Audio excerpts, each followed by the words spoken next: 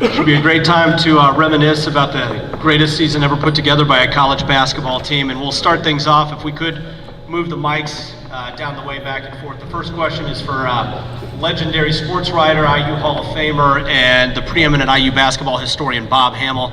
Bob, so they don't have to talk about how great the team was themselves, if you could provide historical context of just how great this 1976 team was and what made them special and unique. Well, I think, first of all, the players wanted me up here because that way I won't be out there asking questions. but you know, we've had 40 years of reminiscing. That's a very good word for what this team has generated. A lot of memories, and those are never going to leave. We're never going to lose those. The consistency of this team from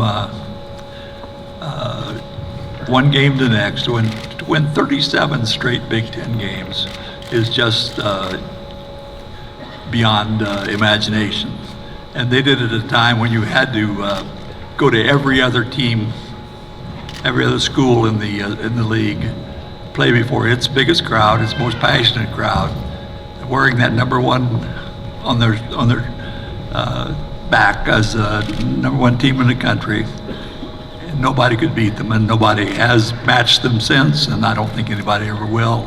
And if you look at the extras that they accomplished, like the tournament route they went through, consider St. John's would have been probably the Big East champion had there been a Big East at that time.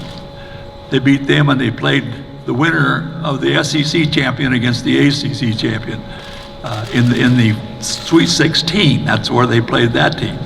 And that winner played the number 2 ranked Marquette team, which became number 1 against number 2, and that's the reason we have seeding today, so they don't ever have that before the Final Four again. And then they advanced from there to play the Pac-10 champion. So nobody's ever going to go through that kind of route again. And these guys did it and made it all the way to Michigan, which was probably the really number 2 team in the country by the time they played them. And it was a remarkable run and just a privilege to cover it. Quinn, how special is it for this special team to be back together on a night like tonight, celebrating the 40th anniversary? It's humbling. It really is. First of all, I want to thank all of those of you who came out to support that. And as it was being considered and put together, one of the things that we all felt was important, that those around the team who were part of that were every bit a part of the team. And seeing some of those faces has been wonderful. You know, it's as high an honor that I've been a part of in my life. And I don't necessarily mean going undefeated, but to have my teammates come back for this, for the university, and it looked at, it has stood the test of time. I didn't realize, like Coach Knight used to always tell us, we probably didn't know half the things we needed to know, but as Bob is pointing out the things that we had no idea, so it's special to be back with these guys again. Next question is for Jim Roberson. Scott May, National Player of the Year. One could describe him as a perfect basketball player. He was a great defender. He could shoot. He was strong. He could rebound. He was athletic. Whoa. What was it like to go against him in practice every day? Go ahead, Roby. Let's hear about this great defender. Where the heck did that come from? Bob is doing it again. I don't know why. You already gave the accolades to Scott. No more needs to be said for me. I was just filling in the role of trying to help the team the best way I could to try to keep him ready for each game. There's nothing special. He had the accolades, and along with Quinn and Bobby, I didn't add any extra to that. Scott, talk about Bobby Wilkerson. One can make a convincing argument the best defender who's ever played for Indiana. What was it like to be his teammate? I just think for me and Bob is just, when you got in trouble, when you needed help, he would always be there. I was telling him earlier today that 2 of my favorite words is help and switch. But to have a player so versatile, long, gifted, athletic, was perfect for our team. And man, there were so many games where, he guarded the center, he would guard the point guard, he would do a lot of damage defensively. So to have him was really helpful for us. Ken, maybe the greatest game ever played in Assembly Hall was the contest against Michigan, and it came down to a big play at the end. Talk about that moment. It was good. Does anybody still question it? It was good. No, it was an incredible situation that we found ourselves in, and we knew coming out that they were going to be looking for Scott to take that shot. And when Quinn ended up with the basketball at that time, he did what he needed to do with it, send it up to the basket, and it ricocheted off. But it ricocheted off into the hands of Jimmy Crews, who made an incredible play, threw it back up towards the basket. It went off the backboard. I was up there, got a chance to tip it in right as it went through right as the buzzer went off. So no question about it, it was good. Coach Crews, you're a great and accomplished coach yourself. What was it like to learn from a master like Bob Knight, and how important he was to building this program to where it was in 1976? Well, one of the things I really appreciate about Coach Knight is when you can assemble a group of guys. And so a group of guys that you meet the first day of school as a freshman. And now we look at it 40 years later and you're still good friends. So the people that he put around you, from coaches to managers and friendships that last 40 years, that's pretty incredibly cool. And very, as Quinn said, humbling with it. And I just like to tell just one little story that kind of sums up my feelings, I think about the teammates, is we're playing over at the University of Illinois. And Scott was the best player in the country. And I don't know if it's our junior year or senior year, I can't remember. And we're winning by 25 points. So, our coach wasn't that brave, but he finally put me in the game. We're winning by 25. And so Scott has not come out of the game because he's going to rest in a second, but I actually make a good pass to Scott on a back cut. Now Scott is, front of Sports Illustrated, the best player in the country, unbelievable guy. He makes the bucket and gets fouled. It's not important, we're 25 points up. Scott May sprints to the top of the key and gives me a big bear hug. So here's a guy that comes off the bench that's not that good a player, and he makes you feel like $1 million. That's what's really cool about these guys and the teammates that you've had for 40 years and Coach Knight put together. Tom, the first game of the year, Indiana played UCLA. It was the defending national champions. They had a New York Yankees-like run in the decade prior. Indiana handled them pretty good in that first game of the year, but UCLA talked a little bit after that game about how, we'll get them the next time when it counts, which was the NCAA tournament. And you put together one of your all-time great games. What were your reflections from that second contest against UCLA? Well, I've got a lot of reflections. The first thing, before I even answer that question, there's a guy out here right now who was as big a part of what we accomplished in our 76 team, and it's John Laskowski, who's sitting right over here. And Laz was part of our team.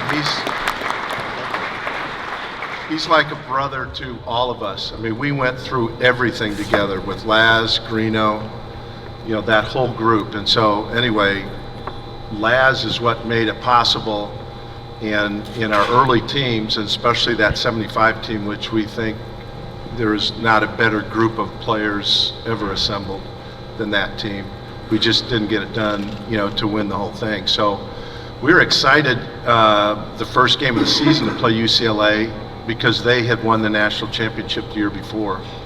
And it was our first chance to get back on the court after Kentucky had beaten us to knock us out the year before.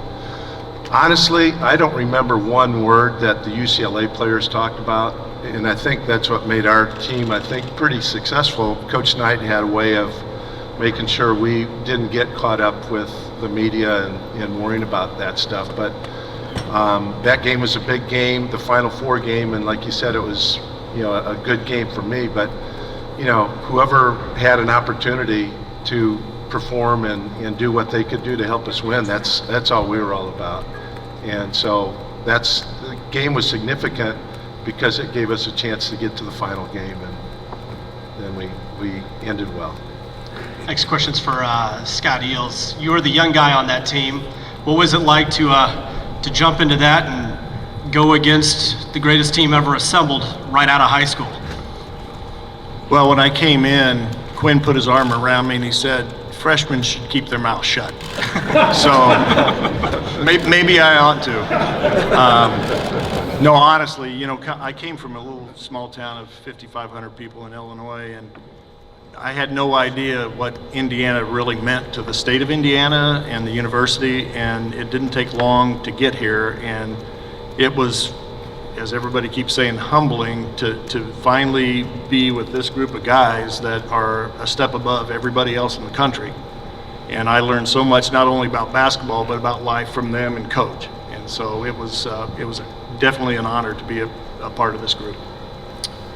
Wayne, maybe speak to the brotherhood of this great team and how those friendships have carried on in the years since.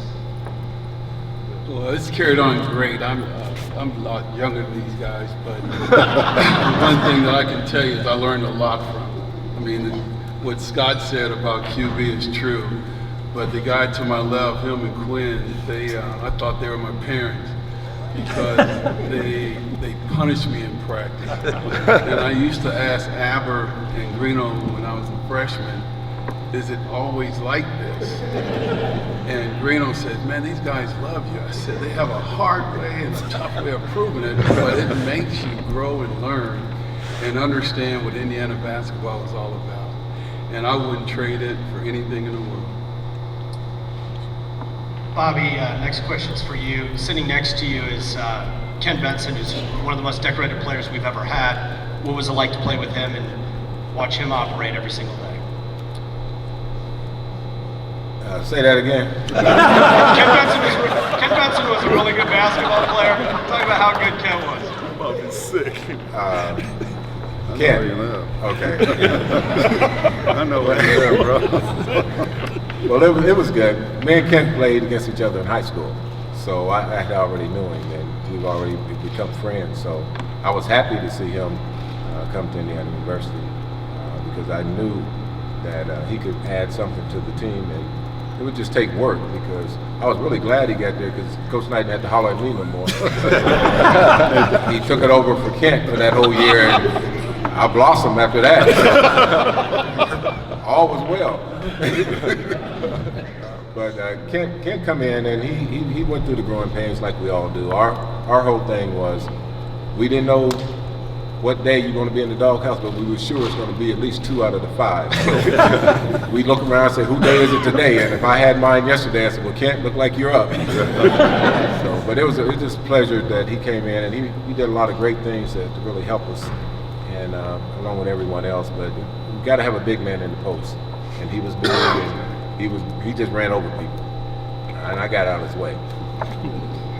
Next one's for Quinn and Scott. There's a photograph after winning the national championship that's probably the most iconic, famous photograph in the history, not just of IU basketball, but the entire athletic department. Where Coach Knight's there smiling, you're hoisting the trophy, and both of you have the nets dangling around your neck. Can you recall what your emotions were at that time after winning the NCAA championship and kind of the elation after completing that goal? I think for me it was mission accomplished.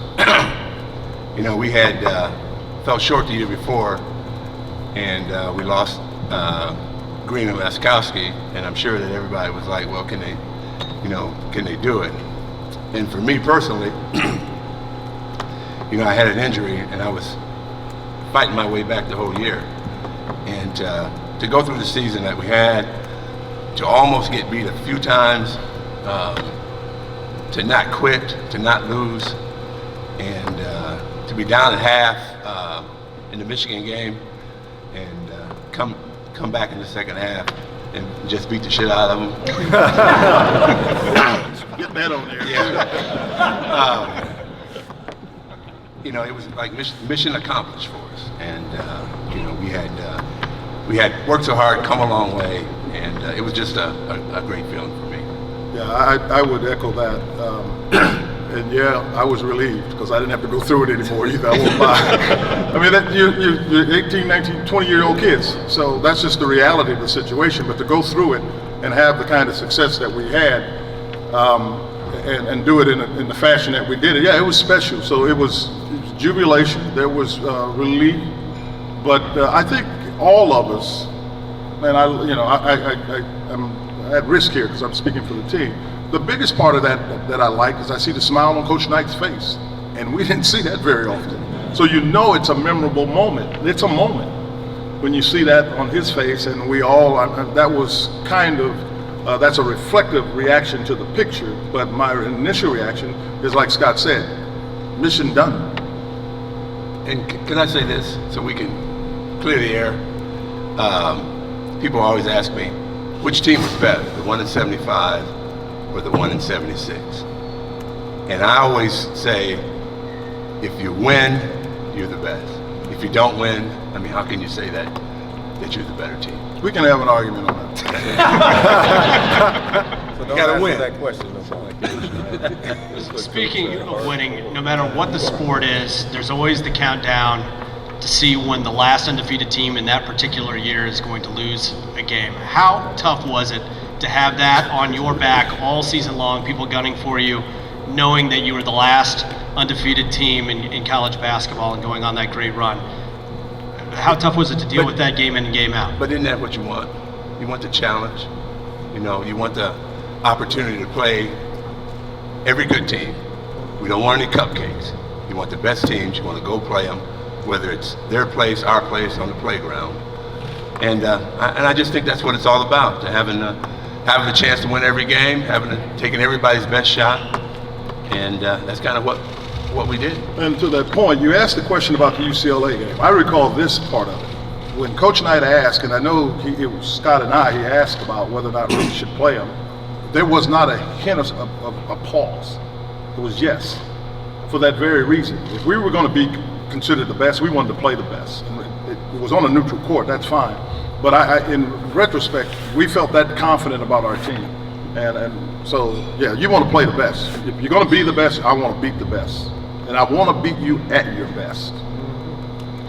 In the years since, being the last perfect team in college basketball, voted the greatest team in the history of the NCAA tournament, what has the response been like from Indiana fans in those 40 years since when they see you and talk to you about being on that undefeated team? Well, I'd just like to say that every day, ever since that day in 1976 when we won a national championship, we've had an opportunity to relive it. It's like it just happened yesterday, because people want to know, the fans want to know what it was like to play with these guys, what it was like to play for Coach Knight, what did it feel like when you won a national championship and gone undefeated. We got to live that every day for the last 40 years. So it was like it happened just yesterday. And it's a tremendous honor, it's humbling, and it's also, and I think I speak for the guys on the team as well, is we appreciate the tremendous support that the Hoosier Nation has given us throughout not only our playing days, but throughout the 40 years up to this day. And we're so thankful for the tremendous support. I want to say this because this is something that I remember from senior day, and I've said it in other broadcasts. Coach Knight said it, and none of us knew what he meant. And I say it to those who see this wherever you see it. It is history. He said, take a look at this team. You'll never see another one like it. And I remember that to the day I die. And I sit here humbled by that thought. That we'll open it up to the media for a handful of questions before we get on over to watch the game and watch Indiana beat Wisconsin. Does anyone have a question for the panel? Let's go. Cool. What did you guys learn during that season that's been applicable in your lives over the next 40 years? Well, for me, I think one of the most important things we learned that there's nothing we can't do if we put our mind to it. Coach Knight really motivated us, but it still took us to have that desire to push ourselves because he could only do so much. So we had to take it upon ourselves to be committed to becoming the best we could be as individuals to come together as a team. So that speaks well for life, because anything you do, if you give it 110%, you can achieve it, and there's going to be trials and tribulations along the way, but you have to get back up and keep going after it. So it's a life learning lesson through sports. Coach Green said that he invited you guys to come to practice and to even go to the locker room today before the game. Have any of you had a chance to talk with any of the current players, and have you given them any advice or any words of wisdom? We got here and came right to this event, so we have not had an opportunity to do that. Or Tommy, did you? There's a few of us that went to practice today. No, that's okay. You didn't invite us. No, just teasing. Just teasing. No, but we're here to support those players and the coach and the team. So we're Indiana, they're Indiana, and we are, after this, on our way over to Assembly Hall. Many of us are going to be in the locker room to just be there to encourage and support these guys. Like we had a lot of encouragement and support when we were going through our 4-year run here. Great.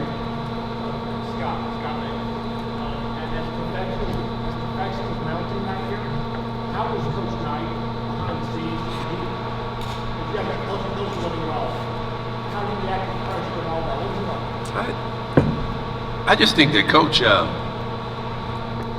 kept everybody away from us, kept the media away, kept fans away, closed practices, and he really did a heck of a job of keeping us focused on the day.